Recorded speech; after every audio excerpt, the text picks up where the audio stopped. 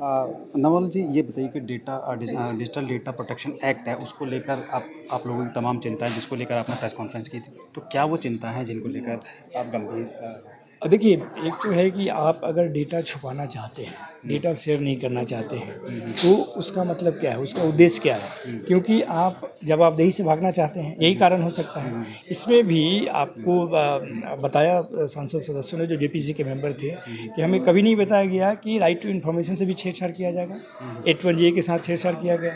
तो आप बताते भी नहीं हैं, तो उस पर डिस्कस क्यों हुआ? अब जब पता चला कि इस तरह के काम हैं, जिसमें कि विपक्ष को तो छोड़िए, आम आदमी को तो छोड़िए, आप जर्नलिस्ट को भी सूचना शेयर करने से, तो फिर इन्वेस्टिगेटिव जर्नलिज्म जो खास तरह के चोरी को पकड़ती है और उसके लिए लोग अपना जान जोखिम में डालते हैं, ये तो वो भी काम नहीं हो पाएगा। इसका मतलब है कि आप जो चाहते हैं, जितना चाहते हैं उतनी ही सच्चाई बाहर आएगी, बाकी आप छुपा कर रखना चाहते हैं, इसलिए हम लोग इसके विरोध में हैं।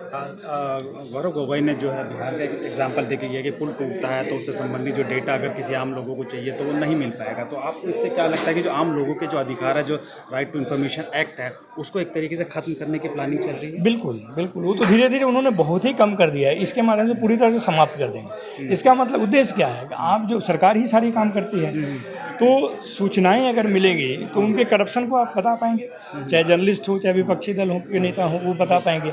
जब आप सूचना ही नहीं लेने देंगे, तो हम उनको तो घेरेंगे कैसे? तब हम लोकतंत्र में अपने अधिकार के माध्यम से सरकार को कैसे घेर सकते हैं? आम जन के हितों की रक्षा कैसे कर सकते हैं? उनके अधिकारों की रक्षा कैसे कर सकते हैं? इसलिए हम लोग इस बिल के विरोध में जी, हैं। बहुत बहुत शुक्रिया भाई साहब। जो आज डिजिटल डेटा एक्ट को लेकर आप लोगों ने प्रेस कॉन्फ्रेंस की और कुछ चिंताएं जाहिर की, क्या वो आपकी चिंताएं हैं इनको लेकर? देखिए, जब से भारतीय जनता पार्टी की सरकार बनी है, तब से लोगों की स्वतंत्रता को कम करना, मिनिमाइज़ करना, ये इस सरकार का प्रयास है। और इस डिजिटल डाटा प्रोटेक्शन एक्ट के ज़रिए भी वो वही काम करने जा रही है। इसका सबसे बड़ा प्रभाव पड़ेगा आरटीआई एक्ट पर। हालांकि आरटीआई एक्ट को 2019 में जब इन्होंने संशोधन किया था और उसके आयुक्तों की सेवा शर्तें और उनके वेतनमान की जो शर्तें रखी गई थी, उससे बहुत ज़्यादा उसको कुंद कर दिया गया था, क्योंकि उनकी स्वतंत्रता और उनकी निष्पक्षता पर सवाल तभी लग गए थे। लेकिन उसके बावजूद भी जो बचा कुचा आरटीआई का कानून था, जो लोगों को एक तरीके से मौलिक अधिकार मिला था सूचना पाने का, इस एक्ट में जो संशोधन किए गए हैं, जो प्रावधान लाए गए हैं, उनसे वो बहुत ज़्यादा प्रभावित होता है। तो एक तो चिंता ये है कि ये सूचना पाने के अधिकार को बहुत प्रभावित करता है। और जो हमारे पत्रकार साथी हैं, ख़ास तौर से जो बड़े इस्टेब्लिशमेंट के नहीं हैं, यूट्यूबर्स हैं, वो किसी न किसी तरीके से कुछ सूचनाएं एकत्र आरटीआई वगैरह डाल के या इन्वेस्टिगेशन जर्नलिज्म करके वो कुछ ले आते हैं सूचनाएं, जो लोगों का ध्यान आकर्षित करती हैं और जो बाद में खबरें बनती हैं और फिर उनका सही सही पता भी चलता है कि ये घटना है भ्रष्टाचार संबंध से ज़्यादा संबंधित होती हैं, तो उनको भी इसके अंदर बहुत ज़्यादा संकुचित करने की कोशिश की गई है।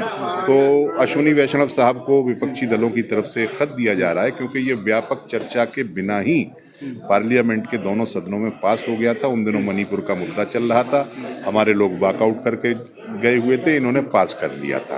और उसमें भी जो अमेंडमेंट दिए थे हमारे विपक्षी दलों के सांसदों ने, उसमें किसी एक भी अमेंडमेंट को इन्होंने समाहित नहीं किया था, उसको एकोमोडेट नहीं किया था।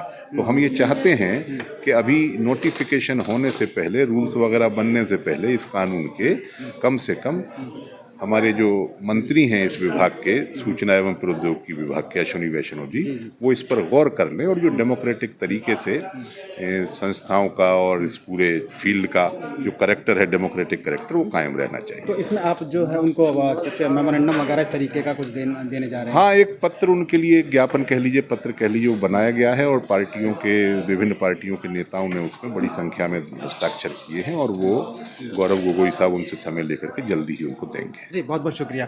तो ये समाजवादी पार्टी के जावेद अली साहब जो राज्यसभा मेंबर हैं, राज्यसभा एमपी हैं, उन्होंने साफ तौर पर कहा कि ये डिजिटल डेटा एक्ट जो है उसके माध्यम से सरकार जो है वो एक तरीके से तानाशाही रुख अख्तियार कर रही है और आरटीआई एक्ट जो है उसको जो एक तरीके से ख़त्म करने का वो कार्य कर रही है।